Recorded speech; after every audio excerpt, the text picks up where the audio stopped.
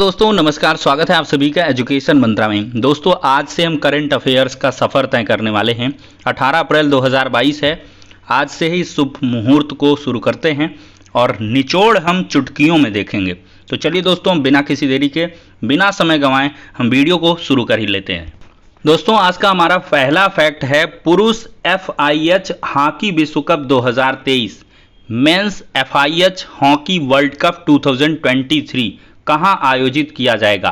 तो दोस्तों पहली बात तो ये हमारे लिए गौरव का क्षण है कि वर्ल्ड जो कप है मेंस FIH हॉकी का वो भारत में आयोजित किया जाएगा और ये भारत के ओडिशा भुवनेश्वर में याद रखिएगा, ओडिशा के भुवनेश्वर में ये आयोजित किया जाएगा। ये बहुत ही बेहतरीन फैक्ट है और चुटपुटिया जो टाइप के एग्जाम हैं, जैसे आपका सुपर टेट हुआ, यूपी का लेखपाल हुआ, BDO हुआ और भी जो चुटपुट टाइप के परीक्षा हैं उसमें डायरेक्ट पूछेगा men's FIH hockey world cup 2020 will be organised in India, Pakistan, Germany, Poland, तो आप इंडिया लगा दोगे, या सीधे से अगर कैटेगराइजेशन करेगा तो भुवनेश्वर ओडिशा लगा देना। अगला क्वेश्चन है किस योजना को नवाचार श्रेणी में श्रेष्ठ कार्य के लिए प्रधानमंत्री उत्कृष्टता पुरस्कार 2022 यानी कि प्राइम मिनिस्टर्स एक्सीलेंस अवार्ड 2020 के लिए चुना गया है। तो दोस्तों बहुत सारी योजनाएं हैं, हर एक प्रदेश की योजनाएं हैं, केंद्र सरकार की अपनी अलग सी योजनाएं हैं, योगी जी की अलग योजनाएं हैं, भूपेश बघेल जी की अलग योजनाएं हैं, सबकी अलग अलग योजनाएं हैं, अखिलेश यादव जी की भी अलग अलग योजनाएं थी। लेकिन यहाँ पर जो ये उड़ान योजना है ना, इसको एक्सीलेंसी अवार्ड मिला है, मतलब कि प्रधानमंत्री मोदी जी को भा गई ये योजना, ये प्रधानमंत्री के उत्कृष्टता पुरस्कार 2022 से नवाजी गई है। ठीक है दोस्तों, और इस योजना को नवाचार श्रेणी में श्रेष्ठ कार्य के लिए, नवाचार क्या होता है, इनोवेशन मतलब कुछ अलग करना, कुछ नया करना। ठीक है, आप जैसे दूध पी रहे हो या पानी पी रहे हो, उसको कुछ नवाचारी ढंग से पीजिए, कुछ काम ऐसा करिए कि उसमें नूतनता हो, नवीनता हो, कभी पहले ऐसा ना हुआ हो, तो उसको कहते हैं नवाचार। और नवाचार के चक्कर में कभी कभी अत्याचार भी हो जाता है, जस्ट जोकिंग। अगला है किस देश ने दुनिया के पहले anti missile laser system Iron Beam का सफलतापूर्वक परीक्षण किया है। तो दोस्तों इजराइल, दुनिया के इजराइल देश ने पहली anti missile laser system Iron Beam का सफलतापूर्वक परीक्षण कर लिया है। न भारत, न जापान, न अमेरिका, ये है दोस्तों इजराइल, जिसको ये पहला जो anti missile laser system Iron Beam का सफलतापूर्वक प्रक्षेपण करने का, परीक्षण करने का ओहदा प्राप्त हुआ है। दोस्तों अगला क्वेश्चन है विश्व आवाज दिवस 2022 world voice day, WVD in short कहेंगे, 2022 कब मनाया गया। तो दोस्तों ये अभी बीते दिनों मनाया गया, 16 अप्रैल को। ठीक है, नीले कोट वाले बाबा डॉक्टर भीमराव अंबेडकर जी की जयंती हर्षोल्लास के साथ मनाई गई और वो 14 आपकी अप्रैल को थी।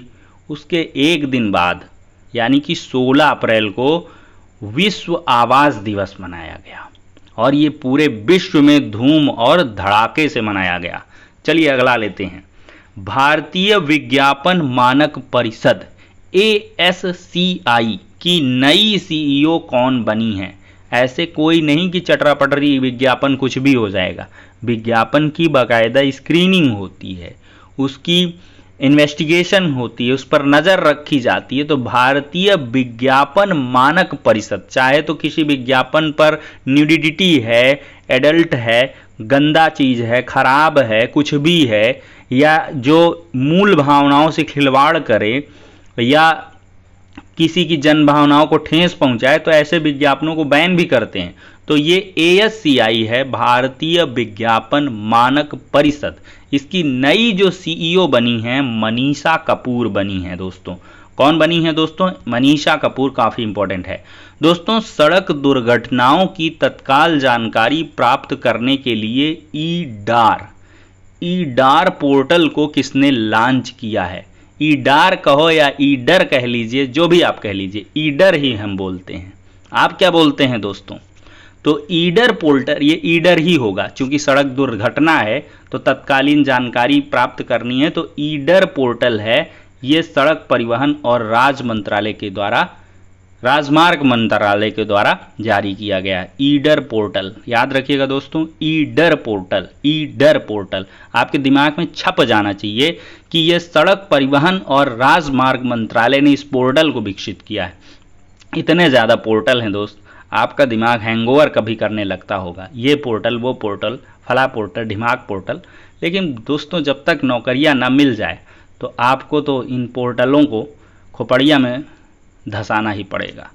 अगला है 71वीं सीनियर राष्ट्रीय basketball championship 2022 national basketball championship 2022 का खिताब किसने जीता है?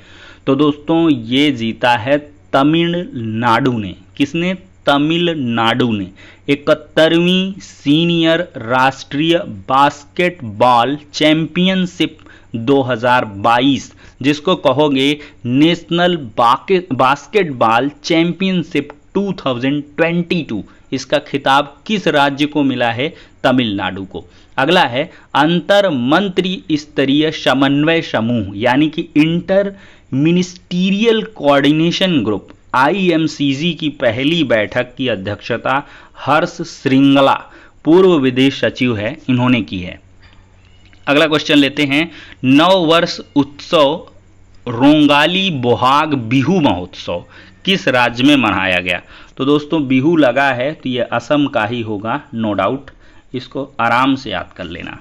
अगला है, किस मंत्रालय ने स्वनिधि से समृद्धि कार्यक्रम को शुरू किया है? One of the most fabulous mission है, ये प्रोजेक्ट है, प्रोग्राम है, कुछ भी आप कहें। तो ये दोस्तों, आवास और शहरी मामलों के मंत्रालय ने स्वनिधि से समृद्धि कार्यक्रम को शुरू किया है। दोस्तों, प्रधानमंत्री नरेंद्र मोदी ने हनुमान जी की जयंती की हनुमान जी की 108 फुट ऊंची प्रतिमा का उद्घाटन कब किया है? तो मोरबी, गुजरात में किया है।